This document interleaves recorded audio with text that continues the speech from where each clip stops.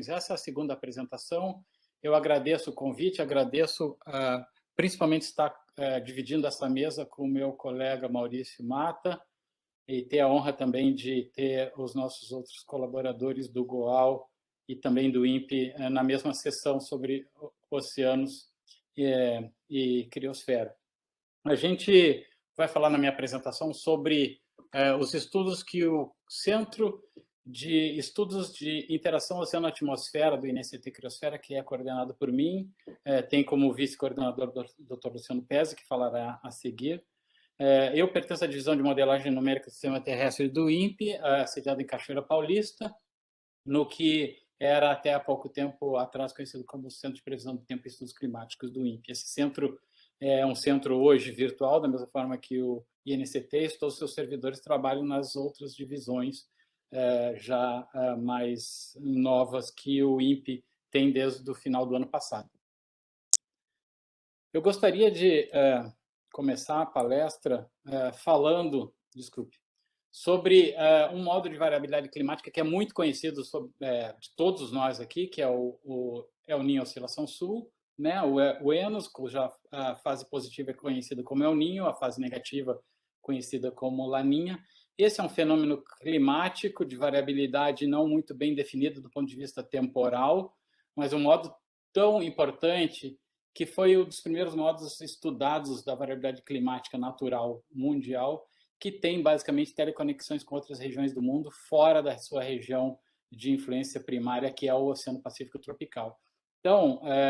quando a gente tem a Laninha, nós temos anomalias negativas de temperatura da superfície do mar na região do Pacífico Tropical, que causam um padrão de circulação que vocês veem nesse slide da direita acima, né? Ou seja, existe uma circulação forçada pela anomalia negativa de temperatura da água do mar no Pacífico, que tem conexões com a região leste da Ásia e da Oceania, assim como a região da oeste da América do Sul, América Central e sul dos Estados Unidos. Na época do El Niño, a gente tem um padrão atmosférico diferente, basicamente dividido em duas células. Obviamente, você tem um aumento da umidade da atmosfera, causada basicamente pelo forçamento dos fluxos de calor e água entre o oceano e a atmosfera, em escala, como eu repito para vocês, que pode durar, às vezes, mais de um ano. Para que a gente entenda essas escalas temporais de curto período, por exemplo, na escala sinótica atmosférica, que a gente conhece para a previsão do tempo, até a escala climática, é importante que nós conheçamos os processos principais geradores, né, das diversas circulações acopladas entre o oceano e a atmosfera, que têm conexões com outras partes do planeta fora da região de origem. Então, aqui a gente tem, em 1989, um trabalho muito importante para a gente, que mostra, né, os padrões de acoplamento entre vento e temperatura da superfície do mar e os módulos de estabilidade da camada limite atmosférica marinha descritos para o Oceano Pacífico Tropical. Hoje em dia, esse é um paper dos mais recentes, que já trabalha um pouco mais sobre os fatores mais diretos entre parâmetros de interação oceano-atmosfera no Pacífico Equatorial, com os diversos modos de variabilidade na escala desde a sinótica até a climática em outras regiões remotas do planeta. Então, esse é um exemplo típico do que a gente considera um modo de teleconexão entre processos tipicamente de interação oceano-atmosfera que afeta várias regiões do planeta. A pergunta que a gente faz quando a gente estuda o Oceano Austral, e o professor Maurício explicou muito bem, né, nessas linhas do gráfico desse mapa à esquerda, você vê as diversas frentes que caracterizam o Oceano Austral, até a sua frente mais ao norte, que é a frente subtropical. Você tem diferenças nas massas de água superficiais, que caracterizam basicamente as frentes oceanográficas. A nós interessa saber, na projeção do Oceano Austral na direção do continente sul-americano, que vocês veem no gráfico no mapinha da direita,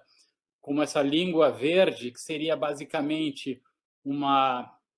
feição diretamente relacionada à corrente circumpolar antártica, que na verdade não tem um núcleo definido, A corrente circumpolar antártica é a corrente que tem o maior transporte de água no planeta. Ela é basicamente instabilizada na sua passagem mais ao sul da América do Sul, entre o topo da Península Antártica e o Cabo de Hornos, na América do Sul. A geração de instabilidades baroclínicas nessa corrente, que na verdade é um sistema de correntes, gera um movimento ao norte de um ramo dessa mesma corrente circumpolar, com as mesmas massas de água antárticas e subantárticas de superfície, né, que se desloca na direção do continente sul-americano e causa, no seu contato com a região do giro subtropical do Atlântico Sul, que caracteriza as correntes oceanográficas de superfície, um gradiente de temperatura da água do mar que caracteriza esses dois ambientes, um ambiente de origem tropical com um ambiente de origem polar, muito importante e definitivo para os módulos de variabilidade atmosférica que dependem dos fluxos de calor, basicamente gerados por esses gradientes de temperatura da superfície do mar que eu acabei de mostrar para vocês. Esse paper de 2005, clássico de Hoskins e Hodges, mostra que ao longo do caminho entre o norte da Península Antártica e o sul da América do Sul, na verdade até a Bacia do Prata, nós temos entre 3 e 4 regiões importantíssimas para a ciclogênese atmosférica. Essas regiões, basicamente, dependem de condições de processo de interação oceano-atmosfera determinados pelos padrões de gelo marinho, temperatura da água do mar e fluxos de, por exemplo, calor, momentum e gás entre o oceano e a atmosfera. À direita, a gente tem um exemplo clássico de um processo de evento extremo que aconteceu em 2004 na costa sul do estado de Santa Catarina, norte do estado do Rio Grande do Sul, que é o ciclone Catarina. Ele foi bastante bem discutido na literatura, alguns autores chamam de furacão. A gente tem uma publicação muito importante que saiu no mesmo ano que o ciclone aconteceu, pelo Dr. Márcio Viana, nosso colega aposentado do INPE, que mostra que o padrão de desenvolvimento e trajetória desse ciclone foi basicamente determinado pelos campos da mesoescala de temperatura da superfície do mar descritos para o Oceano Atlântico Sudoeste. Quando a gente passa para a escala climática, e a gente sabe o que está acontecendo hoje, de acordo com os últimos relatórios do IPCC, as pessoas que têm ligação ao nosso INCT estão bastante afim desse assunto, conhecedores desse assunto. Vocês veem aqui que no mapa interativo oferecido pelo último relatório do IPCC, nós temos uma região específica chamada região sudoeste do Atlântico Sul. Essa região, se vocês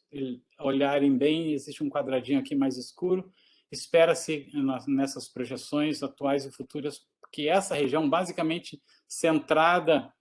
na região da frente subtropical e na sua localização mais a leste, conhecida como Confluência Brasil-Malvinas, é uma das regiões que espera-se que existam das maiores mudanças de temperatura da superfície do mar, causando basicamente uma mudança significativa dos padrões de circulação atmosférica que dependem desses gradientes e do próprio valor da temperatura da superfície do mar no oceano. Lembrando que os processos de grande escala de teleconexão são importantes para o Programa Antártico Brasileiro desde a sua origem, né, há 40 anos, mas basicamente há mais de 20 anos se fala dos processos de conexão e da importância do Oceano Austral para o clima da América do Sul, especialmente do nosso país. Em 2005, nós testamos as hipóteses já conhecidas para o Oceano Pacífico Tropical de acoplamento entre o oceano e a atmosfera e mostramos aqui nesse mapa da figura 1 do trabalhinho liderado pelo Luciano Pes em 2005, que os gradientes intensos de temperatura em vermelho ligados à corrente do Brasil, em azul a corrente das Malvinas, que seria esse braço norte da corrente circumpolar antártica, são determinantes para os padrões, como vocês veem na figura da direita embaixo, da atmosfera imediatamente acima. Então, na escala sinótica, e eu estou falando aqui de poucas horas, entre 10 e 18 horas, você leva para cruzar o navio polar Almirante Maximiano, ou então, na época, o navio de apoio oceanográfico Ari Rangel, da região dominada pela corrente do Brasil para a região dominada pela corrente das Malvinas, que seria basicamente um proxy do que acontece nas águas subantárticas desde da deflexão da corrente circumpolar, vocês veem que a atmosfera, nessa escala de tempo de poucas horas, é bastante acoplada ao oceano. Então, onde você tem a corrente do Brasil, você tem uma camada de mistura atmosférica bastante misturada, instável, onde os ventos superficiais são reproduzidos até mais ou menos 1.000 metros de altura, na mesma forma, intensidade, muitas vezes direção. Por outro lado, do lado frio, nós temos uma camada estável, onde os ventos na superfície são bastante fracos e existe um forte isolamento vertical com a camada limite atmosférica marinha um pouco menos espessa, ou seja, a altura da camada limite é mais baixa do lado frio. Esse paper foi basicamente o nosso passo de entrada para mostrar que os sistemas de teleconexão dependem desses gradientes de temperatura que são impostos pela corrente das Malvinas, e que as estruturas de mesoscala, por exemplo, nesse paper, os vórtices de mesoscala expelidos pela corrente do Brasil e também expelidos pela corrente das Malvinas, têm uma importância direta nos padrões atmosféricos imediatamente acima. Portanto, desde o começo, e nós estávamos e ainda estamos associados ao grupo de oceanografia de altas latitudes, apesar de não estarmos na FURG, né? Nós temos vários cruzeiros que fazem essas medidas ao longo do trajeto do navio, como vocês veem aqui, e vários trabalhos que mostram inúmeras situações atmosféricas onde os regimes de acoplamento oceano-atmosfera são distintos de acordo com os padrões de advecção atmosférica de frentes frias, por exemplo, os sistemas transeuntes, ou da inexistência desses sistemas no caso de altas pressões dominando o Atlântico Sul.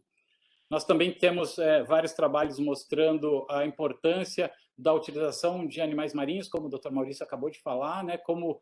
veículos para transporte de instrumentos abaixo da camada de gelo. Nós trabalhamos um pouco com a distribuição de massas de água e também com taxas de formação de gelo marinho, que são basicamente determinantes para o colapso, e nesse paper a gente descreve o colapso da plataforma Wilkins em 2008,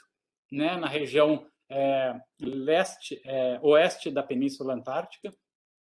Estamos também trabalhando junto com o SUS na determinação das melhores práticas para que a gente possa fazer medidas observacionais de fluxos de calor, momento e gases entre o oceano e a atmosfera no Oceano Austral, incluindo a região da frente subtropical no Atlântico Sul.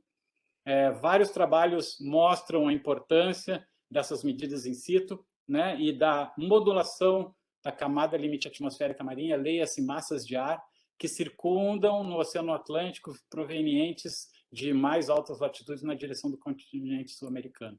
Aqui nós mostramos que observações in situ de fluxos de calor, medidas em alta frequência através da técnica da covariância de Eddies, que é uma técnica bastante utilizada na literatura mundial e muito pouco utilizada no mar, por conta do movimento dos navios. Essas medidas podem chegar até 100 watts por metro quadrado de diferença em relação a parametrizações que são usadas nos modelos de previsão de tempo e clima que a gente está utilizando no INPE no mundo inteiro. Aqui nós temos vários outros trabalhos mostrando a importância da mesoscala para a modulação sinótica dos ventos e das outras características da camada limite em regiões imediatamente acima dessas estruturas no mar. O Luciano vai falar bastante também sobre esse caso da mesoscala e também da modulação dos fluxos de CO2. E aqui nós passamos para a área do clima, né? Nós temos um modelo brasileiro de sistema terrestre que pode rodar no modo acoplado oceano-atmosfera e é bastante utilizado para que a gente consiga estabelecer estudos bastante determinísticos sobre o futuro do gelo marinho, tanto no Ártico como na Antártica, né? Lembrando que o professor Jefferson falou da importância do albedo, né? E do gelo marinho, especialmente o Antártico, para a modulação do clima sazonal no globo, especialmente no hemisfério sul. Esses últimos papers que a gente teve, já publicados esse ano, mostram a importância da gente utilizar o nosso modelo e relacionar os outputs, né, as saídas desse modelo brasileiro, com outros modelos que contribuem para o CEMIP5 e também CEMIP6. Então, agradeço a Luciana, que vai fazer uma apresentação ainda hoje aqui para vocês, e a nossa pós-doc Fernanda Casagrande por esse esforço.